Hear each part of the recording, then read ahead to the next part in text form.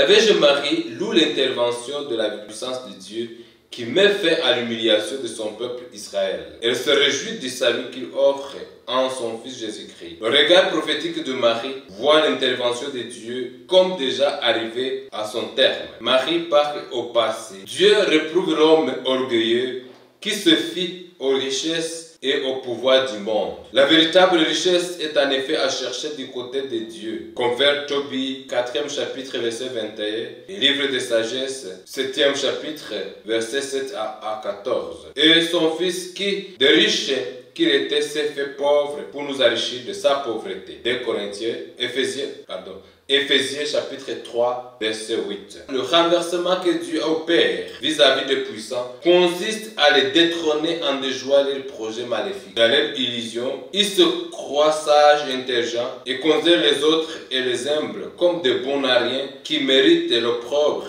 et l'humiliation. Spolier les faibles, c'est leur seule préoccupation et se plaisent à faire sentir leur pouvoir. Le Sauveur Dieu brandit sa justice devant les riches orgueilleux parce qu'au lieu de reconnaître le donateur de tout à travers les biens dont ils sont propriétaires pour en faire chanter la louange et la gloire du seul Dieu bon et saint, il se vante de toutes sortes de vanités et opprime le pauvre sans aucun remords. Ils oublient que Dieu est le maître de tout et que tout à lui est par lui et pour lui. Romains 11, chapitre 35. Leur égarement les mène à se comporter comme des propriétaires, alors qu'au fond, ils ne sont que des gérants des biens que le Seigneur donne. Dieu veut leur faire découvrir que son unique volonté est de les élever auprès de lui, car toute autre élévation n'est qu'une illusion et pire prétention. Seul Dieu relève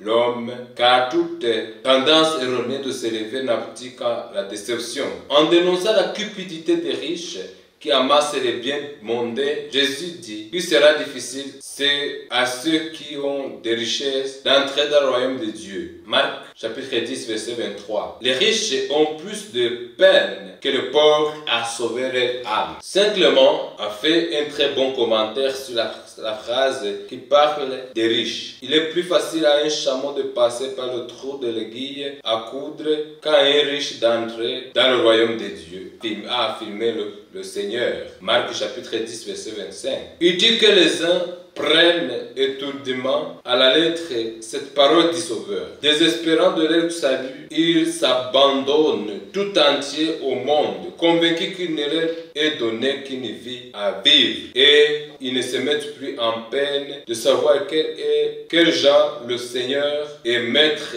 désigne sous le nom du riche, ni comment ce qui est impossible à l'homme est possible à Dieu. Les autres comprennent bien le sens de ces paroles, mais ils ne s'inquiètent guère mériter le salut par leurs œuvres et négligent toutes les démarches qui combleraient leur espérance. Le cantique de Marie, loin d'être une menace pour les riches, est un appel pressant à la conversion et veut que les riches se laissent instruire dans la puissance du Sauveur grâce. Salut. Le Seigneur du Magnificat manifeste son option préférentielle sur les humbles et les tout petits. Il veille sur eux et il a pitié de celui qui est démuni, humilié, rabaissé, empêché de s'épanouir. Dieu les relève et entend toujours leurs cris et leur vient en aide. Il est toujours proche de ceux qui l'invoquent et qui l'invoquent en vérité, et il ne résiste pas aux appels pressants des pauvres. L'intervention de Dieu vise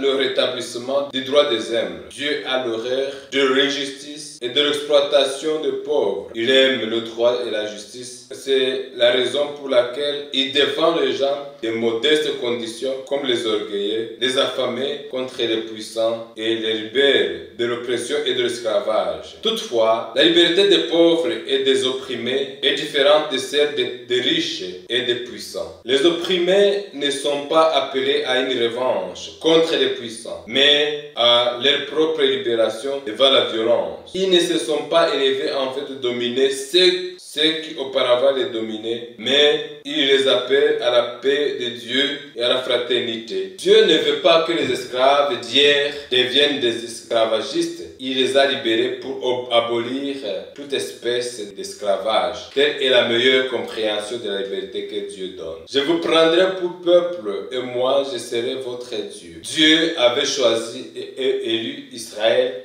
comme son serviteur. Il s'est uni à lui dans une alliance où les deux, Dieu avait choisi et élu Israël comme son serviteur. Il est uni à lui dans une alliance où les deux alliés seraient liés étroitement. C'est par amour que Dieu avait fait à son serviteur des promesses et qu'il attendait de lui d'y être fidèle. Deutéronome chapitre 4 verset 30 à 38. Les Saintes Écritures témoignent que Dieu est resté fidèle malgré les infidélités répétées d'Israël. Chaque fois Dieu relève ceux qui tombent et qui sont accablés par toutes sortes de maux. Israël dont parle Marie est bien Israël idéal, constitué par les humbles, les affamés, les pauvres qui craignent Dieu. Il s'agit d'Israël vivant de foi et visant la sainteté. Le regard de Marie ne se limite pas cependant sur le seul Israël en tant que nation.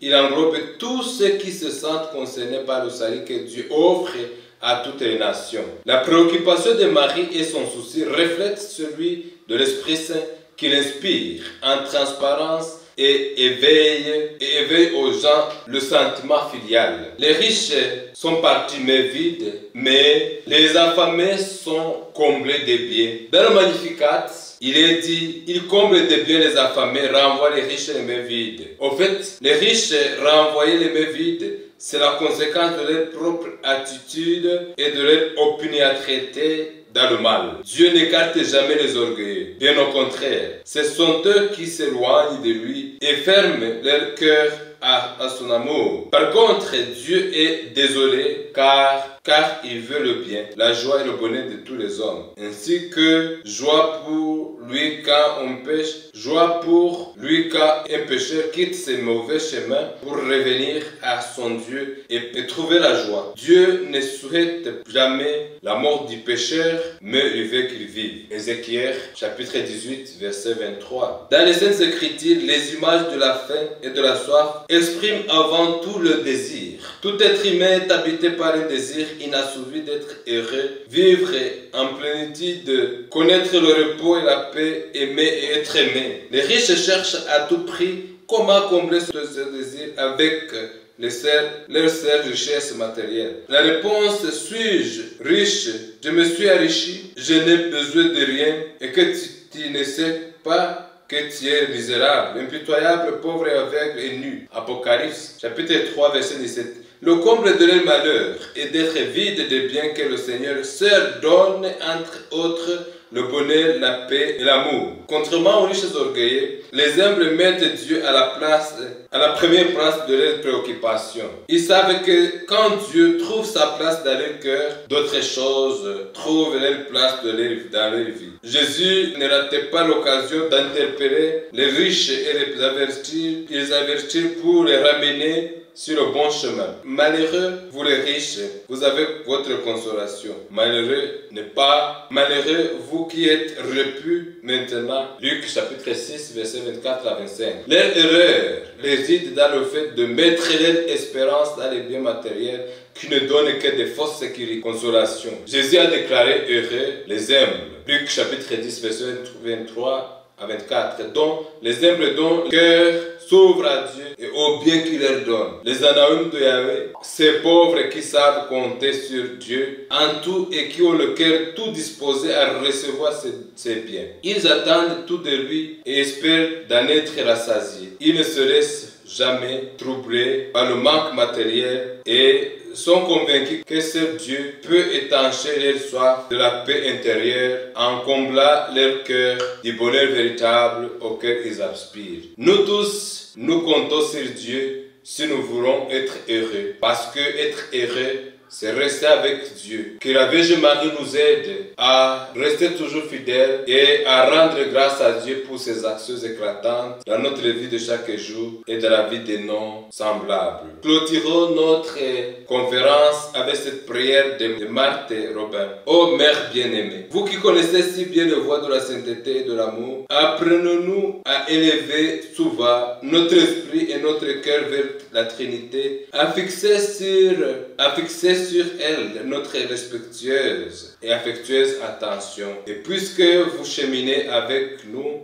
sur le chemin de la vie éternelle, ne demeure pas étrangère aux faibles pèlerins que votre charité veut recueillir. Tournez vers nous vos regards miséricordieux, attirez-nous dans vos clarités, inondez-nous de vos douceurs, emportez-nous dans la lumière et dans l'amour, emportez-nous toujours plus loin et très haut dans le splendeur des cieux. Que rien ne puisse jamais troubler notre paix, ni nous faire sortir de la pensée de Dieu, mais que chaque minute nous emporte plus avant dans les profondeurs de l'auguste mystère, jusqu'au jour où notre âme pleinement épanouie aux illuminations de l'union divine, verra toutes choses dans l'éternel amour et dans l'unité. Amen. Ô Dieu qui est, qui était et qui vient, pour les siècles des siècles. Amen. Au nom du Père et du Fils et du Saint-Esprit. Amen.